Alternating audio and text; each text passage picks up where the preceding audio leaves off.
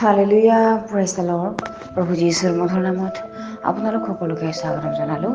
আশা কৰোঁ আপোনালোক সকলোৱে ভালে আছে। প্ৰভুচাকীসকল, ঈশ্বৰে আমাক সুন্দৰ দিন, সুন্দৰ বতৰবিলাক এনেকৈ দি আছে। তাৰ কাৰণে তেওঁক কোটি কোটি ধন্যবাদ হওক।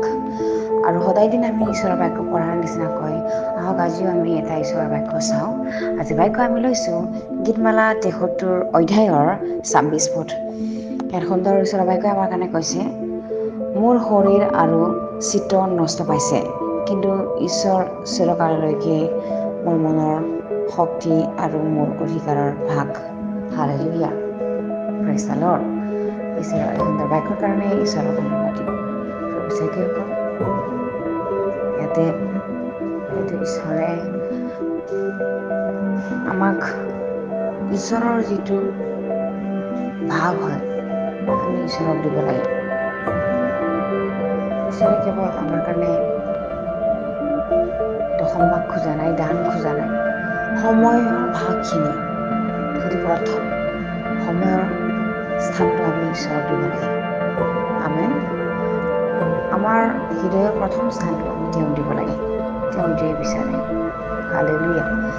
সেইকাৰণে ইয়াতে যিটো আজিৰ বাক্য, সেইটো আচফৰৰ গীত ৭৩ অধ্যায়ত যিটো আচফৰৰ গীত আছে, ইয়াতে এনেকৈ কৈ আছে যে মোৰ শৰীৰ আৰু চিত্ত নষ্ট পাইছে। কিন্তু কেতিয়াবা এনেকুৱা হয়, দুখত, বেজাৰত আমাৰ শৰীৰো নষ্ট পায়, আমাৰ ভিতৰৰ চিত্তটোও নষ্ট পায়, অশান্তি অনুভৱ হয়। কিন্তু এজনে যিটো ঈশ্বৰ, তেওঁহে আমাক চিৰকাললৈকে শক্তি দিওঁতা হয়, শান্তি দিওঁতা হয়। তেন্তে আমি চিৰকাললৈকে ভৰসা কৰিব পাৰোঁ। মানৱ জীৱনৰ বহুতো বেদনা, ক'ব লগা বহুত বিষয় থাকে, কিন্তু কাক ক'লে ভাল হ'ব আমি নাজানো।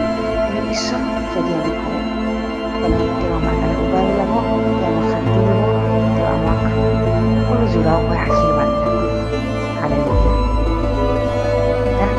মনোবেদনাই আমাৰ মুখৰ চেহেৰাত প্ৰকাশিত কৰে। আমি মনত কি ভাবি আছোঁ, মনৰ ভিতৰত আমাৰ বেজাৰ কি, সেইটো আমাৰ মুখত দেখা পোৱা যায়।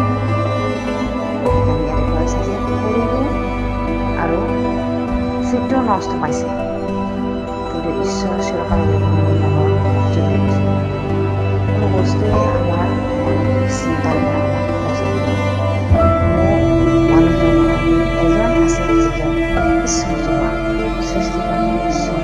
তেওঁৰ বাক্য আমি তেওঁক সৃষ্টি কৰাৰ পৰাই আমাক সুস্থিৰ কৰিব। আমাৰ মগজুবিলাক, শৰীৰবিলাক, চিত্ৰবিলাক, আমাৰ চিন্তাধাৰাবিলাক আমাক সুস্থিৰ কৰিব।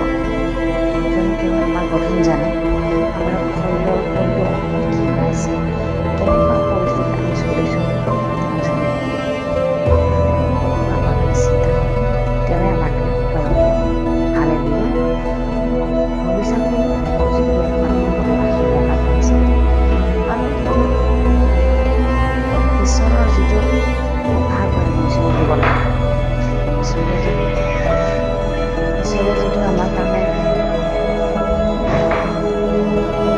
যিটো আমি ঈশ্বৰক দিব লাগে, সেইটো ঈশ্বৰে নোখোজে। কিন্তু আমি যদি ঈশ্বৰক প্ৰেম কৰোঁ, আমি যদি ঈশ্বৰক যদি ভাল পাওঁ, তেনেহ'লে আমি সকলো অধিকাৰৰ ভাগ আমি ঈশ্বৰক দিব লাগে।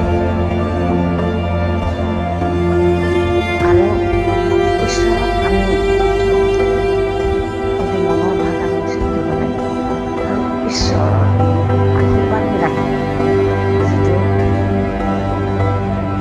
আমাক দিয়ে, ঈশ্বৰ আমি ঈশ্বৰৰ লগত থকাটো আমাৰ এটা অধিকাৰ হয়। আমি ঈশ্বৰৰ আশীৰ্বাদবিলাক পোৱাটো আমাৰ অধিকাৰ হয়। কাৰণ ঈশ্বৰে আমাক প্ৰেম কৰে, ঈশ্বৰে আমাক প্ৰেম কৰে, আৰু ঈশ্বৰে আমাৰ কাৰণে বলি দিব নিজৰ পুত্ৰ। আৰু ঈশ্বৰে আমাৰ কাৰণে সকলোবোৰ তেওঁ যি আছিল তেওঁ দিলে। সেইকাৰণে ঈশ্বৰে আমাৰ অধিকাৰ হয়। আমি যদি ঈশ্বৰক গ্ৰহণ কৰিছোঁ, আমি যদি ঈশ্বৰক যদি জানিছোঁ, তেনেহ'লে ঈশ্বৰে যে যীশুখ্ৰীষ্টৰ নামেদি আমাক যিটো অধিকাৰ দিছে পুত্ৰ হ'বৰ কাৰণে, সেইটো ঈশ্বৰে আমাক মৰম কৰি দিছে, এইটো আমাৰ অধিকাৰ হয়, আমাৰ অধিকাৰৰ ভাগ হয়। তেওঁৰ শান্তিটো আমি লাভ কৰিব পাৰোঁ, কাৰণ আমি তেওঁৰ সন্তান হয়। সেইকাৰণে আমাক তেওঁ অধিকাৰ দিছে, তেওঁৰ শান্তিটো আমাক দিছে। Hallelujah, praise the lord. মই বিশ্বাস কৰোঁ এভাগৰ যোগেদি আপোনালোক সকলোৱে আশীৰ্বাদ প্ৰাপ্ত হৈছে বুলি। আহক আমি একেলগে মোৰ জয় প্ৰাৰ্থনা কৰোঁ। ধন্যবাদ প্ৰভু। প্ৰভু, আমাৰ অধিকাৰৰ ভাগটো তুমিয়ে হয়, আৰু আমি যিটো যাক স্তুতি আৰাধনা আমি কৰিব লাগে, সেইটো তুমিয়ে হয় প্ৰভু। তোমাক ধন্যবাদ দিওঁ, কাৰণ তুমি যোগ্য ঈশ্বৰ হয়। তোমাৰ বাক্যই আমাৰ কাৰণে শক্তি হয়, তোমাৰ বাক্যই আমাৰ কাৰণে বল হয়, আমাৰ চিত্তৰ শক্তি বলৱন্ত কৰাটো তুমিয়ে হয় প্ৰভু।